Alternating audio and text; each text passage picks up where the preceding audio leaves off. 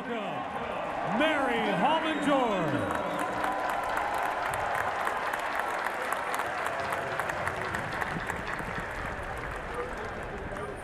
Ladies and gentlemen, please start your engines.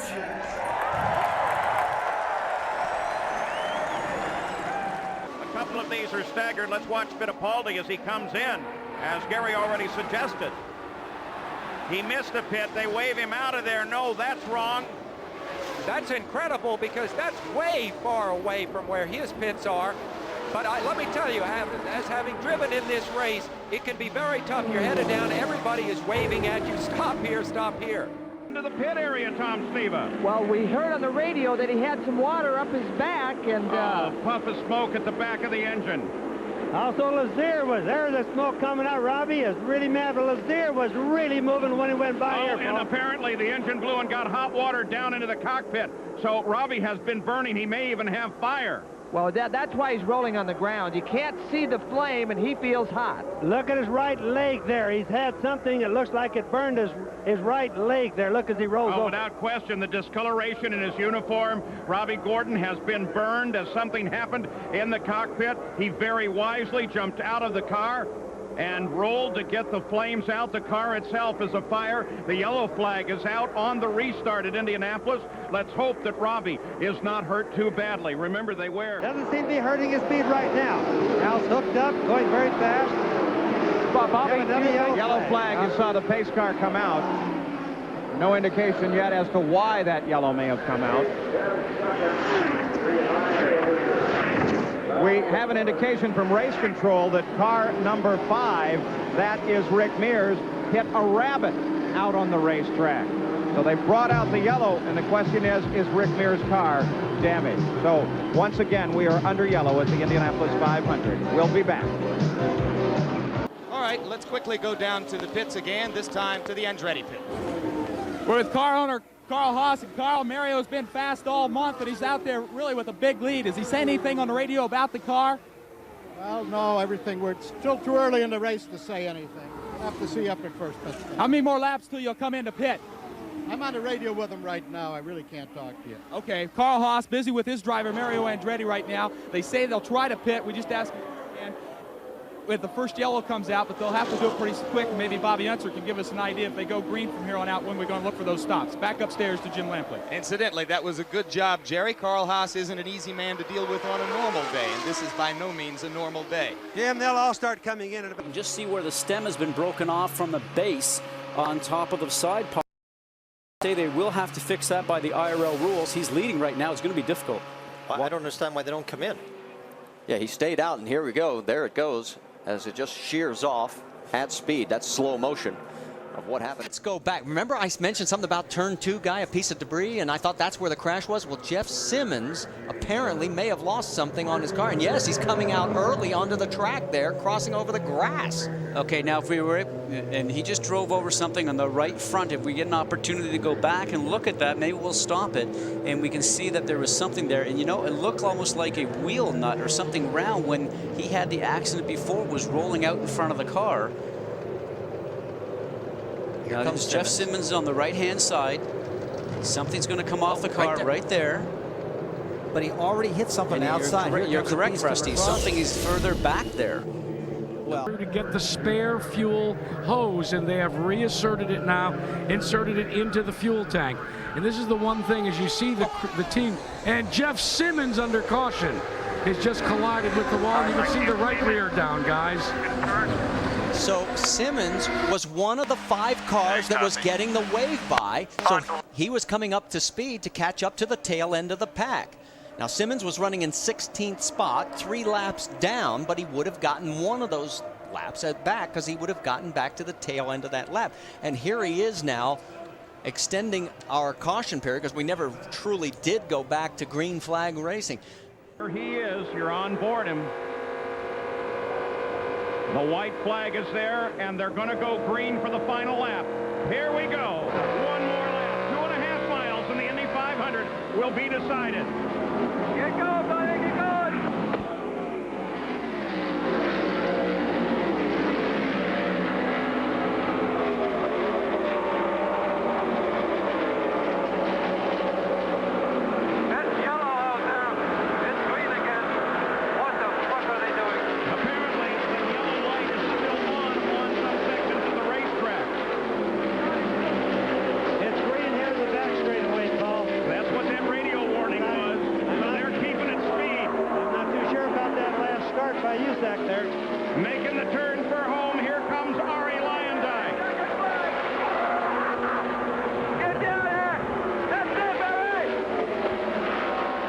hit it straight down the fairway, and that's basically the way he lives his life. Nothing flashy, no technique, just do it straight.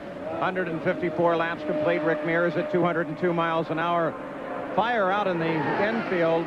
Car on fire out there. This is not on the racetrack, and there is plenty of fire equipment here in the grounds, and it seems to be far enough away from the racetrack that none of that smoke would blow across the track, well back behind the Tower Terrace grandstands, and not affect the running of the Indianapolis 500 since Al Unser in 1970 and 71. We were going green, however, the caution is going to remain on, we understand, because someone threw a can onto the racetrack. And so we will not go back to racing this time. There is Elio Castroneves, last year's winner of the 500, who's out in front once again. It'd be difficult for us to see. There is John's car, and looks like it might be the left side mirror. Looks like exactly the left-hand side mirror. The yellow part is the stanchion of which the mirror sits on, and there's the mirror coming off right there. Boy, you know something? Now, we do have spotters around this racetrack. There's Bobby Gordon and Mark Dismore. The first lap was 199.3.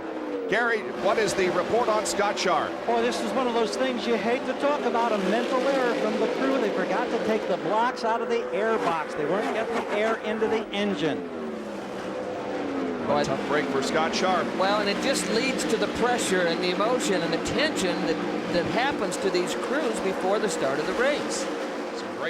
Well, bad news for Sarah Fisher, good news for Bruno Junqueira. As you saw in side by side, they were trying to repair the mirror, and all of a sudden we see a shot of Sarah in the warm-up lane as she has spun here under yellow conditions. Now we're trying to find out what happened to her, but go back to Bruno as they're trying to push her and get her refired. Take a look. Okay, here's Sarah. Let's take a look and see what happened. She's trying to warm up her tires, and she might need a little bit more practice with that. Yeah, but you know something? She's doing it in the turn, Eddie. She's weaving back and forth in the turn when you just wait until you get in the short chute here, and then you start to do the weaving. Jamie, let's get an up here from Scott Dixon in a bit. What happened to Joseph Newgarden? We saw Dixon crash. There's Newgarden's car inside the corner.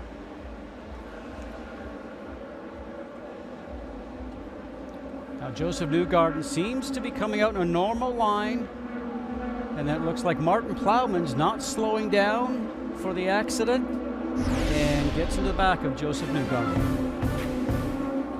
Caught. The three wide right in front of him there, a lot of traffic. Now somebody got in the brakes a lot sooner than Yaley expected, and he had to slam the brakes on, and you can see the skid marks. I'll guarantee you there's some skid marks inside the cockpit as well. With two cautions, watch this scary moment. This is Robbie Gordon making a pit stop, and once again we have a situation in which the fuel hose did not disengage correctly, and a result of that there was a scary situation, and the top of the fuel tank was apparently blown off or pulled off, but no apparent problem. Watch the right side of your screen. We should be able to see the top of the fuel tank blow off as they, yeah, there it is, as they try to restart that.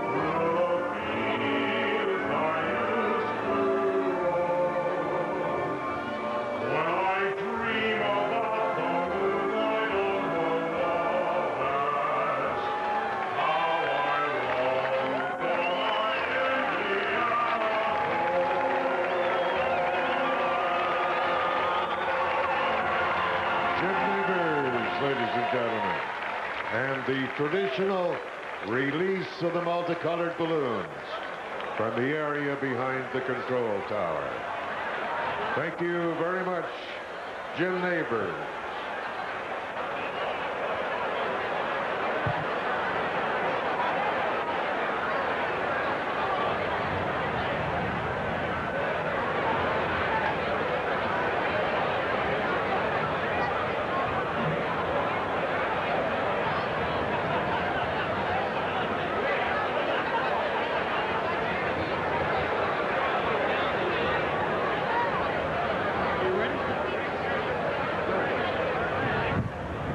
Well, ladies and gentlemen, we are just a few moments away now from hearing those famous words.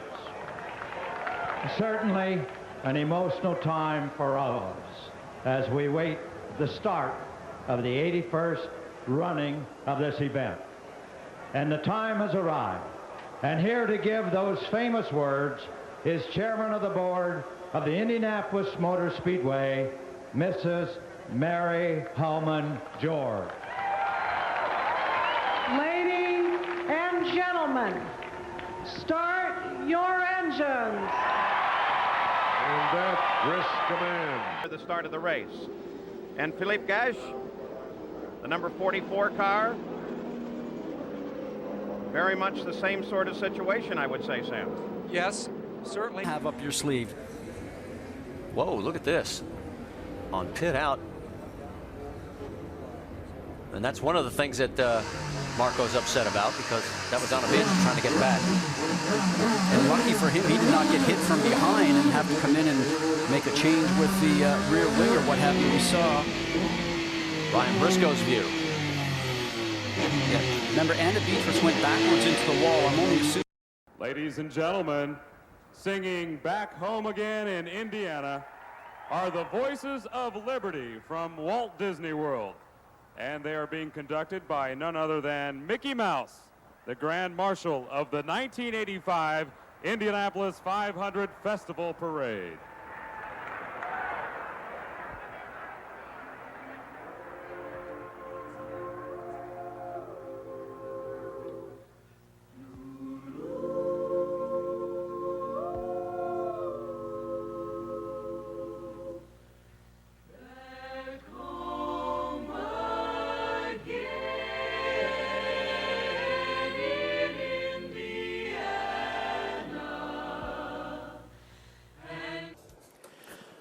Speaking of focus, I think we just had maybe a little lack of focus, because right up against the wall is Jeff Simmons, and this is our second incident under yellow. Look at the right side. It's all pancaked. How did he get there?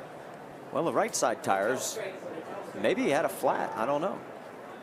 Could see the marks right there. Let's go back and take a look. This just happened while we were listening to the drivers talking about focus. Left side. He's already hit the right side, and then he bangs the left side. So something happened on that race car on our second incident under caution.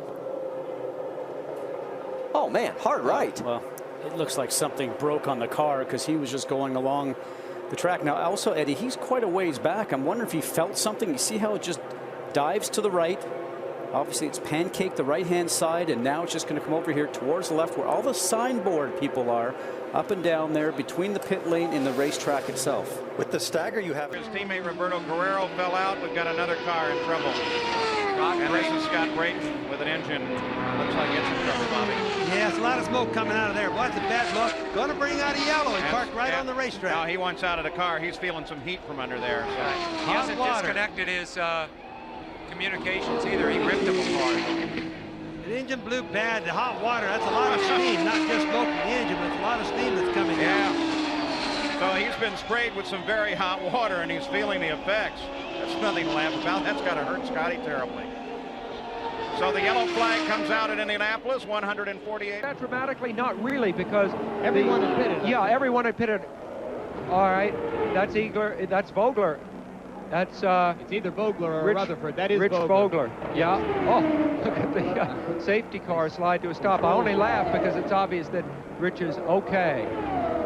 Wasn't Carpenter, but we've got some video that all of us are scratching our heads about. It happened in turn 3. Was he tuning the radio here or what? Oh, we'll look at his head and see what he's thinking. But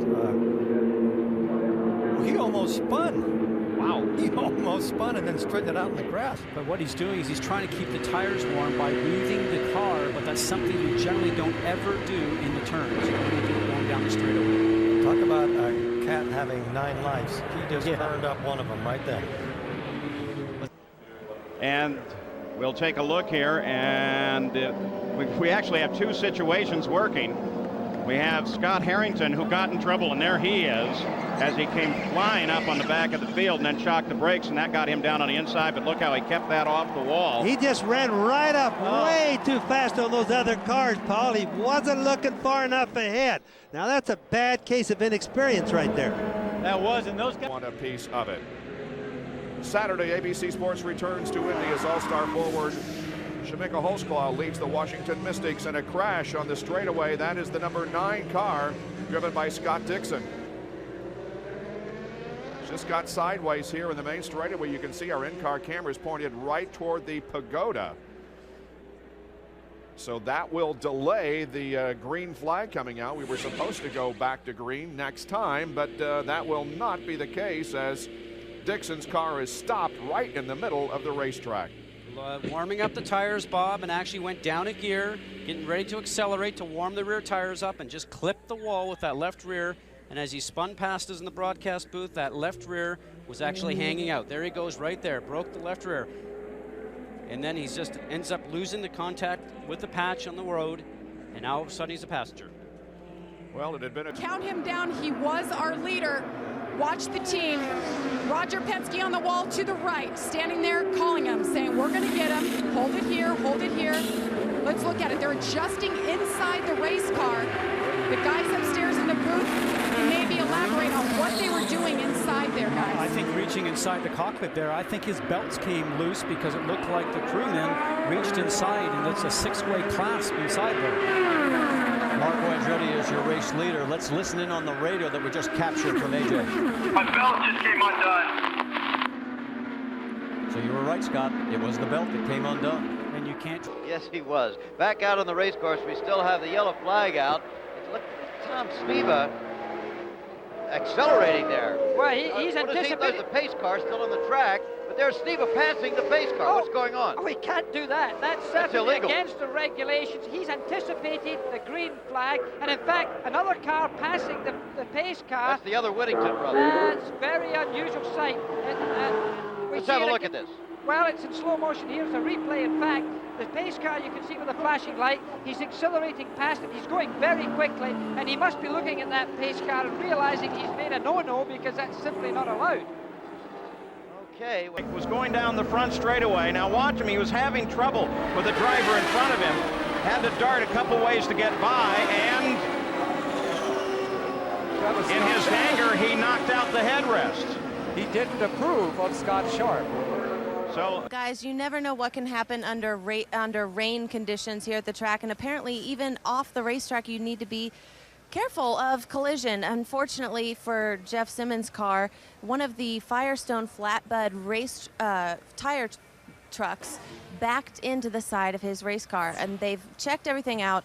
It hit pretty hard, but there is absolutely no damage, what I'm told. They restrung the car to make sure that the tires are still lined up properly, and they are.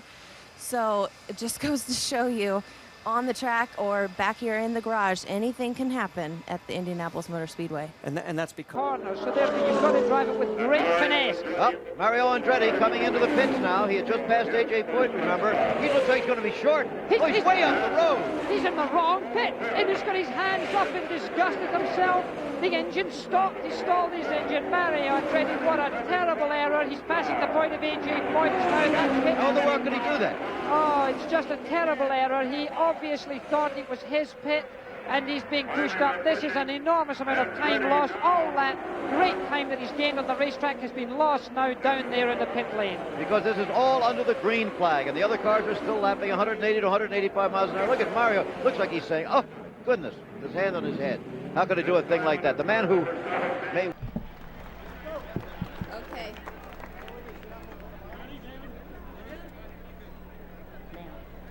Okay, now.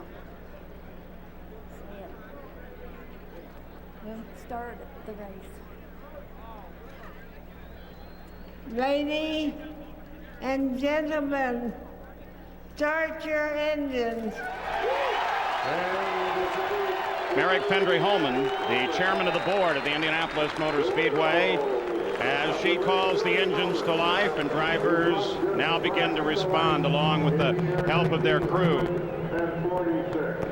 Up and down the main straightaway, the roar begins to build as we're ready for the 80th running of the Indy 500. Let's go to Jerry Punch. A bit. I got butterflies in my stomach, my heart's pounding, and it's just as exciting as ever. Now we may have had a first, ladies and gentlemen. I understand that maybe all of the motors have been shut off.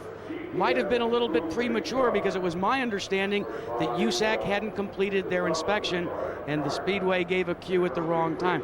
So many firsts this year. Now for the first time in 80 years, it's gentlemen, start your engines. Let's turn them off for a couple of minutes. We're rewriting the book all the time. I've never heard gentlemen stop your engines, so this is a new one. We have to see what's going on. I hope it's not a long delay because we're all ready to race.